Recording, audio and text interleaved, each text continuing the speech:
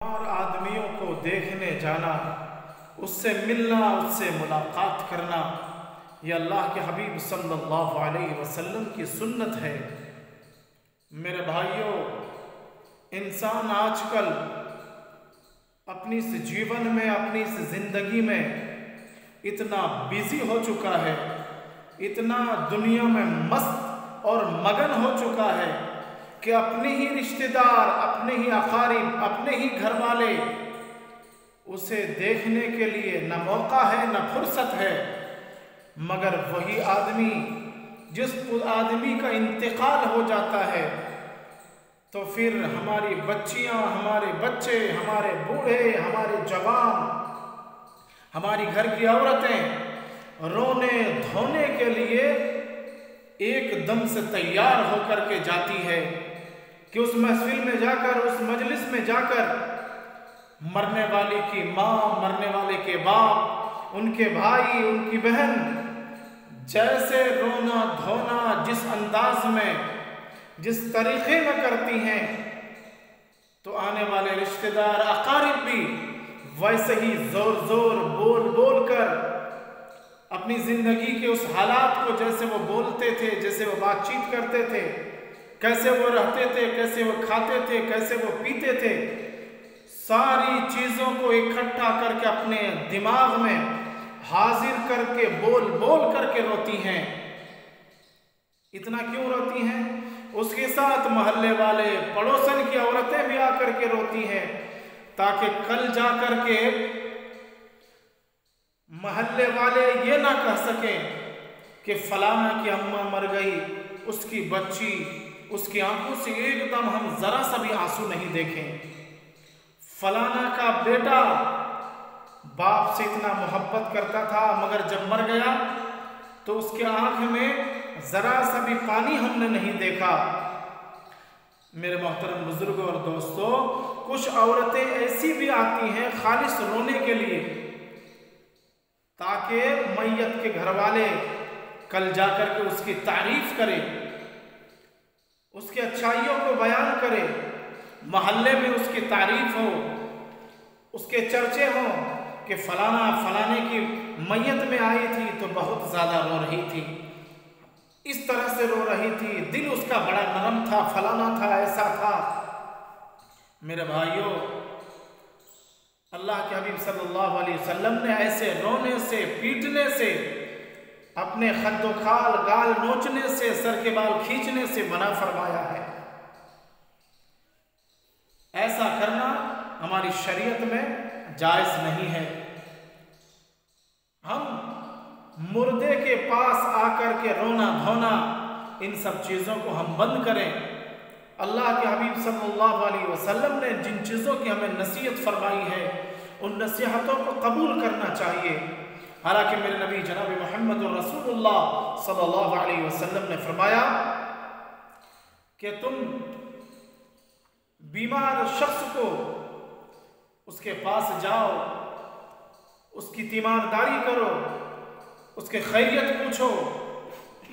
अगर तुम एक बीमार शख्स के पास जाते हो तो उसके पास जाने से तुम्हारे सगीरा गुनाह माफ हो जाएंगे, और जिस बंदे को देखने के लिए तुम गए हो उसके भी गुनाह माफ हो जाएंगे।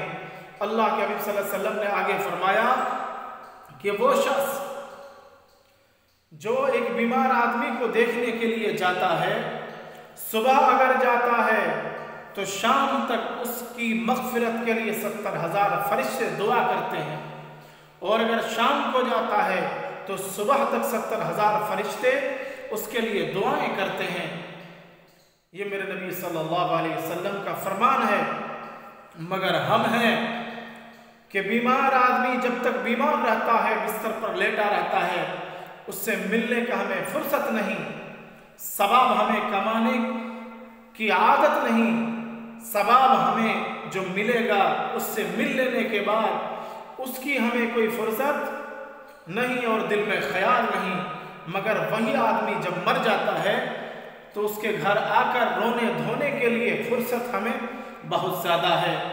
तो हमें ऐसे लोगों को मुलाकात करने जाना चाहिए जो आदमी आपके रिश्तेदार, आपके क़ारिब हैं और बीमार हैं, बिस्तर पर काफ़ी दिनों से लेटे हुए हैं, उसके पास जाना चाहिए, उसके सर पे हाथ रखना चाहिए।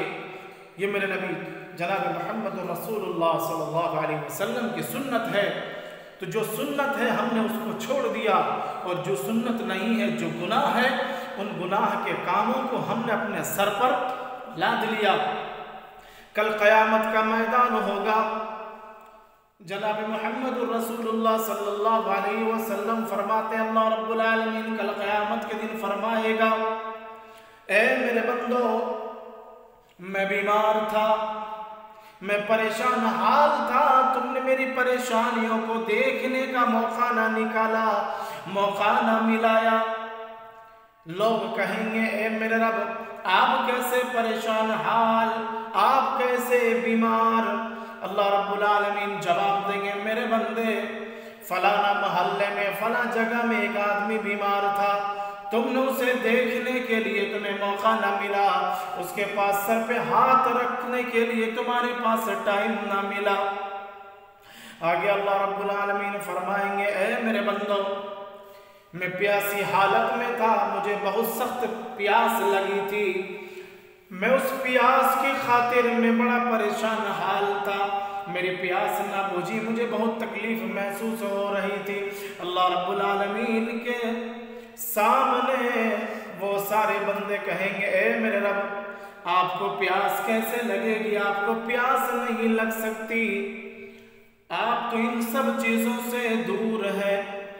अल्लाह रब्बुल आलमीन फरमाएंगे, मेरे बंदे, फलाना मकाम में, फलाना जगह में एक आदमी प्यासे की हालत में था, उस शख्स को तुमने पानी नहीं पिलाया।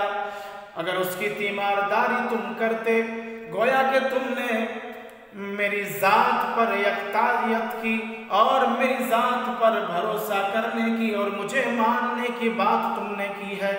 अगर उस शख्स को पानी पिला देता तो उस शख्स को पानी पिलाना गोया मेरी ज़ात पर यकीन और भरोसा करना, मेरी ज़ात को मानना है। आगे अल्लाह रब्बुल आलमीन फरमाएंगे, मेरे बंदो, मैं बड़ा भूखा था, मुझे भूख की बड़ी शिद्दत थी, मैं परेशान हाल था, मगर तुमने मेरी परेशानी को नहीं देखा। बंदा फिर जवाब देगा, ए बारे इलाहा, आप इन सब चीज़ों से पाक हैं, ताहिर है, आपको भूख कैसी लग सकती है? अल्लाह रब्बुल आलमीन फरमाएगा, मेरा फला बंदा फला जगह भूखे की हालत में था, भूखे की हालत में सुबह शाम रहा करता था, तुमने मेरे उस बंदे को खिलाने की कोशिश नहीं की, तुमने मेरे उस बंदे को खाने की बात नहीं पूछी। अगर तुम उस बंदे को खिला देता, पिला देता, तो मैं तुझसे राजी हो जाता।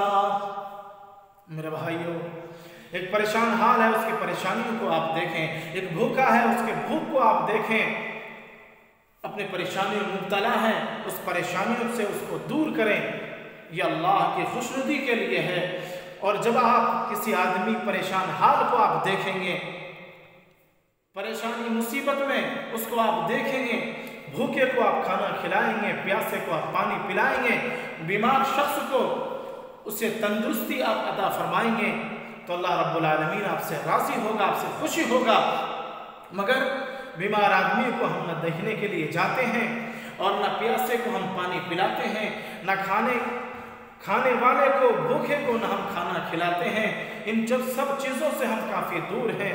अल्लाह रब्बुल आलमीन से दुआ करें कि अल्लाह पाक हमें बीमार शख्स को उसकी मौत से पहले हमें मुलाकात करने की, उसके पास जाकर उसकी सेहत तंदुरुस्ती की दुआ करने की हमें तौफीक अता फरमाए।